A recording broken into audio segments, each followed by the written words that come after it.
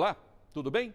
No programa de hoje vamos mostrar como foi o julgamento do recurso extraordinário 1.055.941. Trata-se da possibilidade de compartilhamento de dados fiscais e bancários com o Ministério Público e autoridades policiais sem autorização judicial. O início do julgamento foi no dia 20 de novembro de 2019. O presidente do Supremo, ministro Dias Toffoli, foi o relator do RE.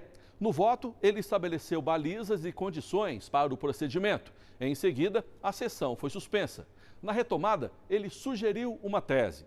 Vamos ouvir parte dela, a que fala especificamente sobre a atuação da Receita Federal.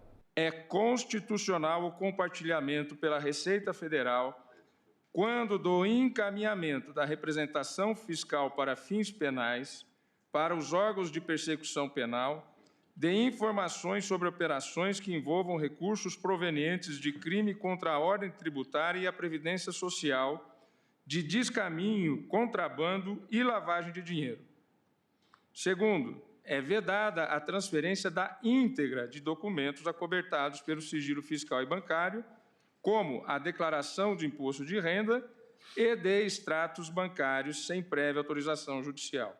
Terceiro, o Ministério Público Federal, ao receber a representação fiscal para fins penais e instaurar procedimento investigativo criminal, deve comunicar o juízo competente, tendo em vista o compartilhamento de informações protegidas por sigilo fiscal. A sessão passou a ouvir o voto do ministro Alexandre de Moraes. Ele lembrou que a Constituição Federal assegura a inviolabilidade da privacidade do cidadão. Mas esse direito fundamental não pode servir de escudo para a atuação de organizações criminosas. A regra constitucional é a inviolabilidade, mas exatamente em virtude de não se permitir um desvio de finalidade, não se permitir a utilização desses direitos fundamentais, essas inviolabilidades, como proteção a atividades ilícitas, não há também mais dúvidas de que existe a possibilidade de relativização dessas inviolabilidades. As inviolabilidades, desde que haja situação ou situações excepcionais, razoáveis e proporcionais, é possível essa relativização. Em relação à Receita Federal, o ministro disse que a investigação sobre crimes tributários só pode ser iniciada depois de ser lançado o débito em definitivo. Por isso, o Ministério Público pode obter informações sob supervisão do Judiciário para coibir eventuais abusos. O ministro também não vê problema no compartilhamento de dados do Conselho de Controle de Atividades Financeiras, o COAF. Na época do julgamento, em novembro de 2019, o COAF era chamado de Unidade de Inteligência Financeira, UIF, e foi citado com este nome pelos ministros durante o julgamento. Depois do voto, divergente ao do relator, ministro Dias Toffoli, a sessão foi suspensa e retomada na semana seguinte. Vamos ao dia 27 de novembro de 2019. O primeiro voto daquele dia foi do ministro Edson Fachin.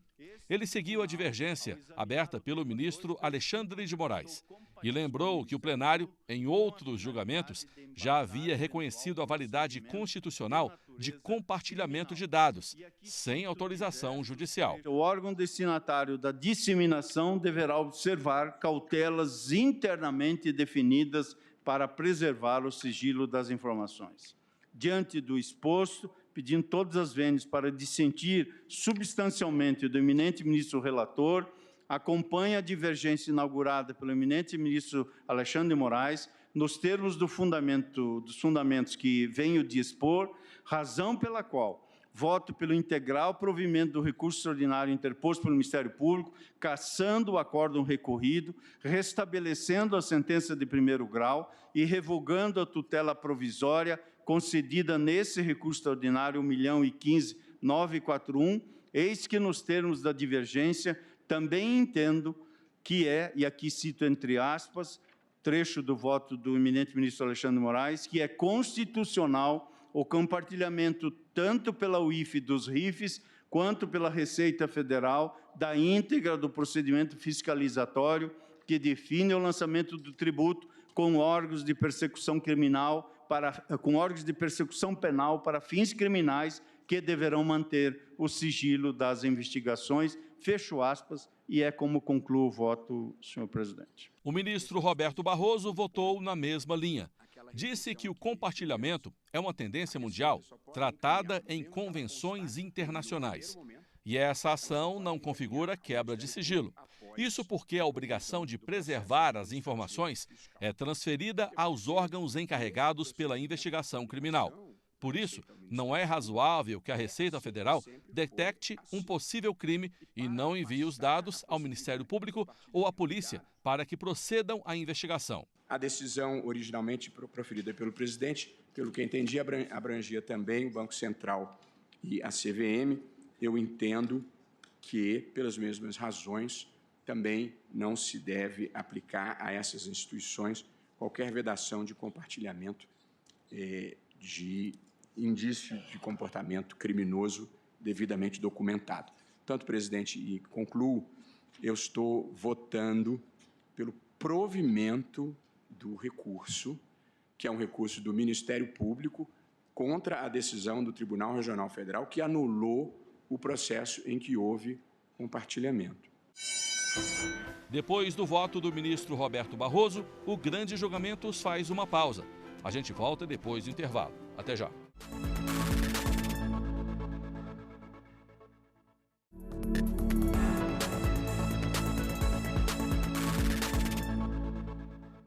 Estamos de volta com o Grande Julgamentos. No programa de hoje, você assiste ao resumo do julgamento do recurso extraordinário 1.055.941.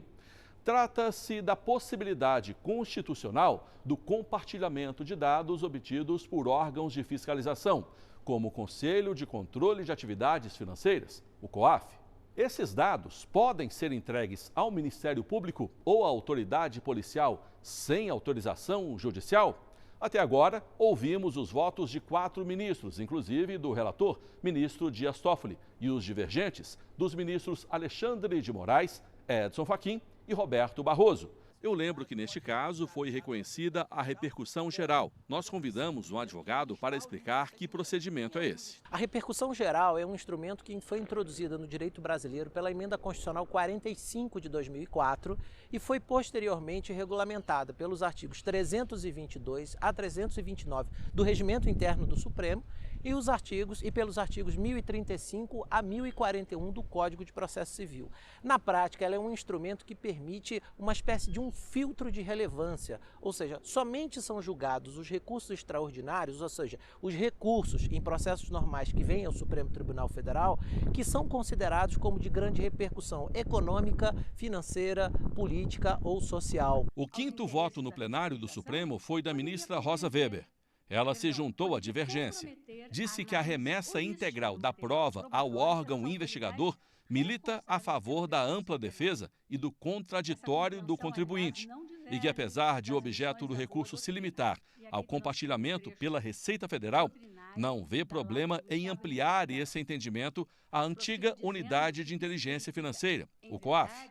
Reputo, pois, senhor presidente, constitucional o compartilhamento integral com os órgãos de persecução penal de dados recebidos dos setores obrigados por unidade de inteligência financeira e daqueles produzidos pela Receita Federal no exercício das competências previstas nos artigos 5º e 6º da Lei Complementar 105 de 2001, observada sempre a forma prevista em lei, com absoluta transparência, e de todo proscritas operações informais ao arrepio do devido processo legal, como acabou de ser enfatizado pelo ministro Luiz Roberto no voto proferido. O ministro Luiz Fux foi mais um a dar provimento integral ao recurso extraordinário.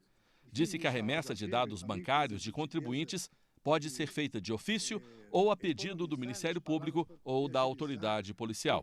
Ressaltou que o crime de lavagem só é detectado e posteriormente punido caso o caminho do dinheiro ilícito seja desbravado e que o compartilhamento de dados é essencial para isso. Eu estou assentando que, em caso a decisão proferida considerou que somente seria válido o envio pelo COAF, mediante prévia autorização judicial, de informações relacionadas ao montante global movimentado pelo investigado. Eu estou pedindo todas as vênias para manifestar a minha incompreensão com relação a essa assertiva, tendo em vista que o COAF só vai remeter efetivamente operações suspeitas de lavagem de dinheiro, observados requisitos normativos que identificam os critérios definidores de operações suspeitas. Então, para que uma operação seja considerada suspeita, a lei estabelece quais são os requisitos. Então, não é o COAF que vai, ao seu bel prazer, categorizar uma operação como suspeita. Essa operação suspeita tem que ter, digamos assim, um nexo igual à tipicidade que se exige no campo penal. Vamos dar continuidade ao julgamento? Dessa vez, no dia 28 de novembro de 2019. A primeira a votar naquele dia foi a ministra Carmen Lúcia. Ela também não viu problema no compartilhamento de dados fiscais e bancários, desde que haja indícios de delitos criminais. Voto no sentido de, divergindo com as vênias devidas do voto de Vossa Excelência, dar provimento ao recurso para restabelecer a sentença, revogando a tutela provisória deferida, assentando a constitucionalidade do compartilhamento dos dados pela Receita Federal do Brasil da íntegra do procedimento de fiscalização que define o lançamento do imposto, do tributo, mas também pela unidade de inteligência financeira e dos outros órgãos mencionados, neste caso da UIF, dos seus relatórios, com órgãos de persecução penal para fins criminais, transferindo, em todos os casos, o sigilo dos dados compartilhados na forma da legislação vigente. É como voto, presidente. Naquele momento, a maioria divergente já havia se formado. Ainda faltavam os votos de outros 4 ministros. Vamos a eles. A começar pelo ministro Ricardo Lewandowski. Ele iniciou a fala lembrando do julgamento de um tema semelhante, o do recurso extraordinário 601-314, protocolado no Supremo em 2009. Relembro que, por ocasião do referido julgamento, externei minha preocupação quanto à transferência de dados em poder das autoridades administrativas para órgãos responsáveis pela persecução penal, tendo inclusive solicitado esclarecimentos à representante da Fazenda Nacional, presente à sessão. Esta respondeu que, encerrado o prazo, ou melhor, o processo administrativo fiscal, tal transferência seria possível. Ora, embora o debate tenha tangenciado a matéria aqui examinada, o plenário da Corte houve por bem não aprofundar a análise relativa ao mencionado repasse de dados, restringindo-se na oportunidade a examinar se era ou não possível antepor o sigilo bancário e fiscal à administração tributária na coleta de informações bancárias de contribuintes. Depois de falar sobre o julgamento, o ministro lembrou que o plenário não tratava de prova obtida ilegalmente ou de quebra indevida de sigilos bancário e fiscal. Aqui não se cogita, senhor presidente, de compartilhamento indiscriminado ou aleatório de dados bancários e fiscais entre a Receita e o Ministério Público, mas tão somente de transferência ou repasse daquela repartição para este órgão de provas relativas à sonegação fiscal de contribuintes para o efeito de promoção de sua responsabilidade penal. Não se está, portanto, senhor presidente, estou terminando, diante de prova obtida ilegalmente ou de quebra indevida de sigilo bancário e fiscal por parte da Receita. Eis que tudo se processou de acordo com o disposto no artigo 6º da Lei Complementar 105 de 2001 e em conformidade com as cautelas determinadas pelo Supremo Tribunal Federal no julgamento do citado RE 601-314 de São Paulo, notadamente a instauração de prévio processo administrativo fiscal, bem assim nos estritos termos da legislação aplicável à espécie, razão pela qual dou provimento ao recurso para cassar a decisão consubstanciada no acórdão do Tribunal Regional da Terceira Região, de modo a restabelecer a sentença condenatória proferida contra os recorridos pelo juiz da Terceira Vara Federal de Piracicaba, Seção Judiciária de São Paulo. É como voto, senhor presidente. A gente faz um intervalo para voltar daqui a pouco com os votos restantes. Eu aguardo você.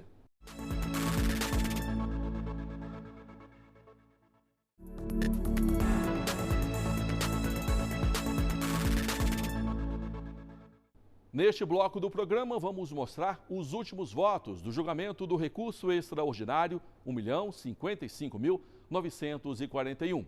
Depois de 8 votos, maioria já formada no entendimento de que sim, é constitucional o compartilhamento com o Ministério Público e autoridades policiais de dados obtidos pela Receita Federal e pelo COAF. Isso sem autorização judicial. Até naquele momento, apenas o ministro relator, Dias Toffoli, havia votado de forma diversa. Mas neste bloco você vai ver que ele alterou o voto. Aliás, isso é possível até que o julgamento seja encerrado? Um especialista responde. De uma maneira geral, não só no Supremo Tribunal Federal, mas em todos os julgamentos colegiados que nós temos, a ideia é de que se abre uma janela para decisão e para diferentes opiniões a partir do momento que o julgamento é iniciado, e essa janela só se fecha com a proclamação do resultado do julgamento. Portanto, o presidente da sessão, nesse caso específico, o presidente do Supremo Tribunal Federal, ele declara aberto e iniciado o julgamento aquele determinado processo, e até que ele proclame o resultado, todos os ministros, inclusive o relator, podem mudar a sua opinião sem que haja nenhum problema nisso. Esclarecida a dúvida, vamos ao voto do ministro Gilmar Mendes. Ele foi mais um a se juntar à divergência, mas ressaltou que é necessário haver um processo administrativo preliminar do órgão que descobrir indícios de crime para, a partir daí, haver compartilhamento que poderá se desdobrar em um processo criminal. A necessidade de encerramento definitivo do processo administrativo fiscal como condição de procedibilidade da ação penal no espaço dos delitos contra a ordem tributária e contra a Previdência Social se justifica por duas razões.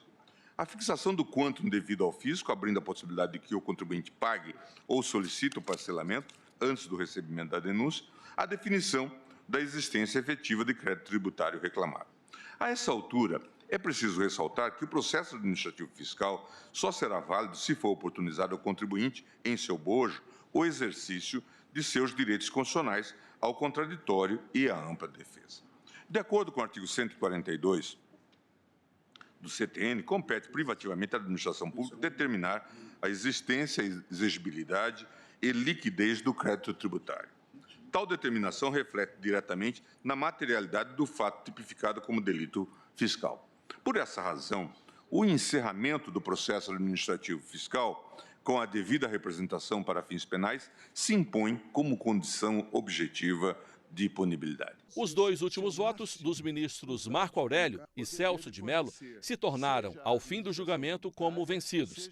Vamos ouvir os argumentos do ministro Marco Aurélio para negar provimento ao recurso extraordinário. Para ele, o compartilhamento de dados fere a Constituição Federal e que o combate à corrupção não pode se sobrepor a isso. Se diz que há de se combater a corrupção. Sim, há de se combater a corrupção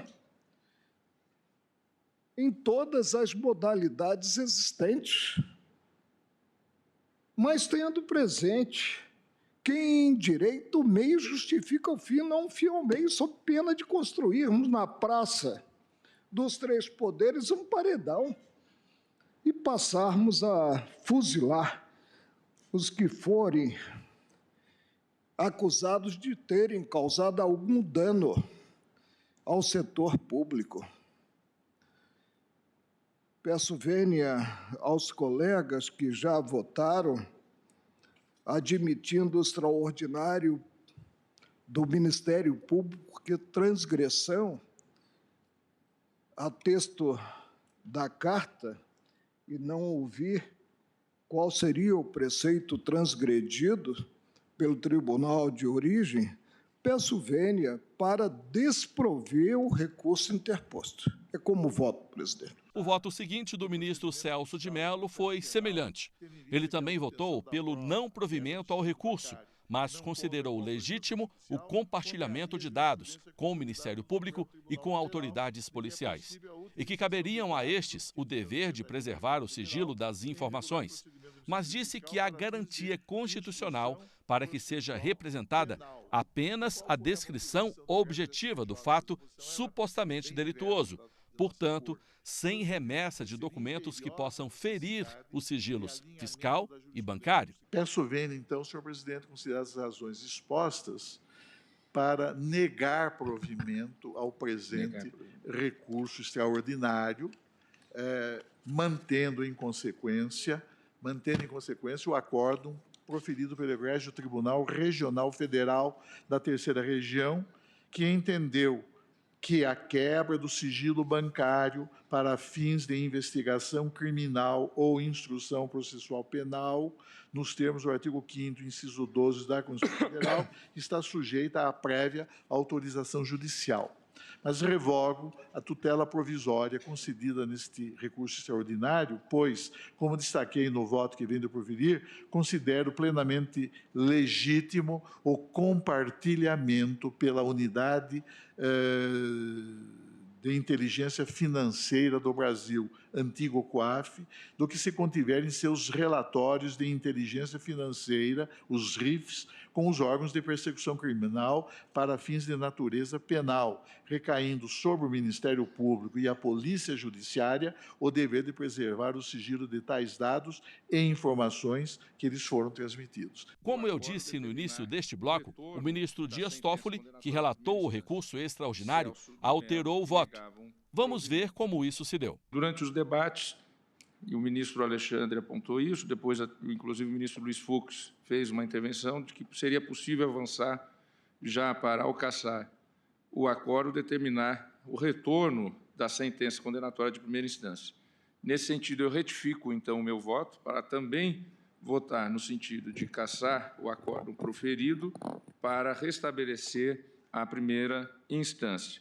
Faço ressalvas, mantenho as minhas ressalvas, mas adiro à conclusão da dota maioria. Na tese, tal como sugerida pelo ministro Alexandre de Moraes, que foi, na verdade, o voto que, ao final, capitaneou, embora o ministro Toffoli tenha reconsiderado para aderir, mas a ideia proposta foi proposta pelo ministro Alexandre de Moraes. A ideia é justamente essa. Não é inconstitucional, não é, portanto, inválida a remessa, o compartilhamento de dados de informações fiscais ou bancárias com o Ministério Público sem autorização judicial, desde que isso esteja formalizado em procedimentos próprios, investigativos ou administrativos, que poderão ser posteriormente, e essa foi um detalhe importante da decisão, que sejam posteriormente sujeitos ao controle pelo Poder Judiciário.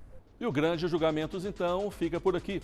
Você também pode assistir ao nosso programa pela internet, tvjustiça.jus.br. O nosso canal no YouTube é TV Justiça Oficial. Até a próxima!